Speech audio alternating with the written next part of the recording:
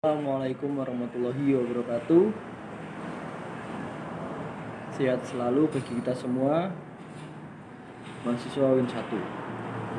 Saya selaku moderator dari kelompok 4, yang kelompok kami akan menerangkan tentang resiko tingkat pengembalian, dan kelompok kami terdiri dari 5 orang. Yang pertama Alana Freddy Pradana, yang kedua Lola Nur Adila, yang ketiga Vinky Wulan Suci, yang keempat Yasifa Eta Nirwana, dan saya sebagai moderator Ahmad Ibnu Najib. Silakan menyimak dengan baik dan teliti agar bisa dipahami dengan sebaik-baiknya. Pendapatan dan resiko investasi. Pengertian dan penafsiran yang berkelainan dengan pendapatan disebabkan oleh adanya latar belakang yang berbeda dalam penyusunan konsep pendapatan itu sendiri. Dari berbagai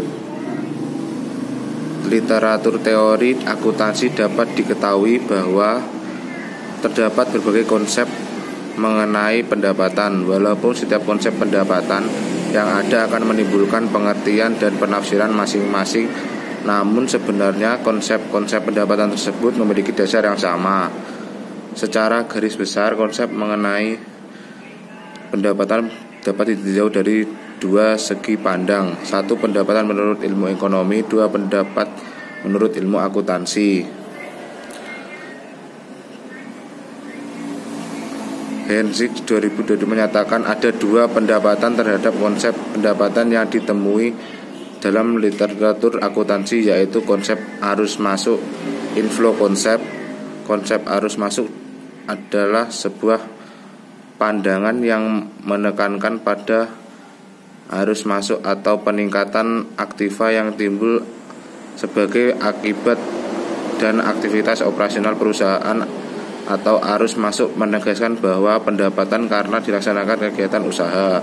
Dua, konsep arus keluar, outflow konsep. Konsep arus keluar sebuah pandangan yang menganggap pendapatan sebagai arus keluar dalam arti bahwa dasar timbulnya pendapatan adalah diawali dengan proses penciptaan barang dan jasa oleh perusahaan melalui faktor-faktor produksi selama masa tertentu. Barang jasa tersebut akan keluar dari perusahaan melalui penjualan atau penyerahan barang atau jasa, kemudian menimbulkan pendapatan bagi perusahaan.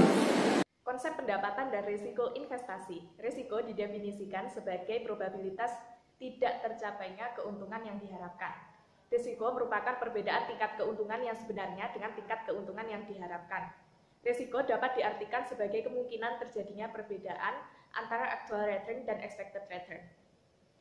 Investor mengambil setiap keputusan investasi selalu berusaha meminimalisasi berbagai risiko yang timbul, baik risiko yang bersifat jangka panjang. Dari keterangan di atas dapat disimpulkan bahwa risiko investasi adalah kesenjangan yang terjadi antara keuntungan yang sebenarnya dengan keuntungan yang diharapkan. Penggolongan risiko investasi. Risiko dalam investasi saham dapat digolongkan menjadi dua bagian, yakni risiko sistematis dan risiko tidak sistematis. Pendapatan dan risiko untuk portofolio. Dalam berinvestasi di pasar keuangan, portofolio adalah salah satu aspek yang tidak bisa dipandang sebelah mata. Portofolio akan menentukan imbal hasil yang diinginkan agar optimal. Ada 3 faktor utama, yakni modal, tujuan, dan risiko. Pakar keuangan saham Alan May mengungkapkan, portofolio secara sederhana bisa disebut kumpulan aset investasi. Bisa berupa properti, deposito, saham, emas, obligasi, atau instrumen lainnya. Portofolio saham adalah kumpulan aset investasi berupa saham, baik yang dimiliki perorangan atau perusahaan. Ada lagi yang disebut manajemen portofolio, yakni cara mengelola kumpulan aset untuk mencapai tujuan investasi. Salah satu cara mengelola portofolio adalah dengan meminimalkan risiko. Poin utama dalam profil risiko adalah seberapa besar komitmen investor untuk meminimalkan risiko. Investasi atau trading saham bukan orang yang berani ambil resiko, tapi justru orang yang disiplin membatasi resiko. Profil resiko sangat berhubungan dengan karakteristik investor, yakni tipe konservatif, moderat, dan agresif. Investor konservatif cenderung menghindari resiko dengan mencari sesuatu yang aman. Biasanya tipe investor ini adalah para pensiunan yang hanya ingin mendapatkan penghasilan tambahan dari saham. Investor konservatif biasanya memilih saham dengan fundamental bagus dan menyimpan dalam jangka panjang. Para investor konservatif tidak terlalu suka dengan fluktuasi. Di slide ini ada contoh pendapatan dan resiko untuk portofolio. Contoh estimasi resiko. Rumus varian dari deviasi standar. Varian returns sama dengan sigma return ke 1 dikurangi return yang diharapkan dari suatu sekuritas dipangkatkan 2 dikalikan probabilitas kejadian return ke 1. Dan di sini juga terdapat resiko investasi tunggal yang bisa dilihat dengan baik-baik pengerjaannya di contoh soalnya tersebut. Silakan disimak dan diperhatikan contoh soal yang telah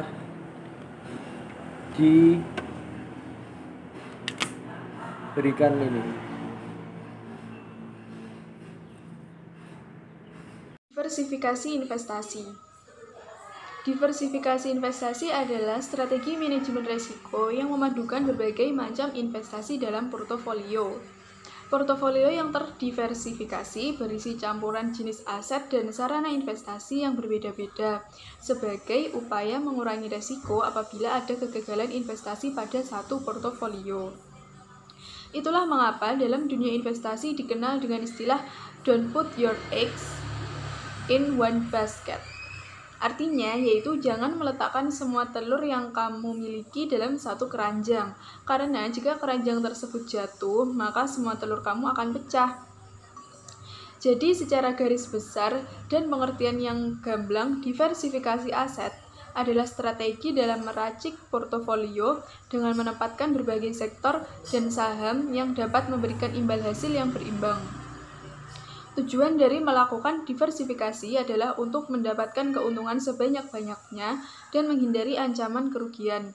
Itulah mengapa jika ingin melakukan hal yang satu ini, kamu perlu mencari tahu info dan tips diversifikasi portofolio terlebih dahulu.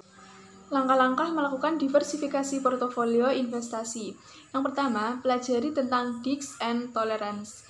Yang kedua, tentukan jenis investasi. Yang ketiga, tentukan tujuan investasi.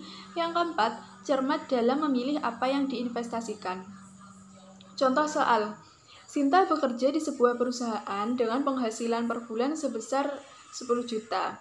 Jika mengikuti teori mengatur keuangan 50/20/30, Sinta diharuskan menyisihkan uang sebesar 2 juta rupiah per bulan untuk investasi.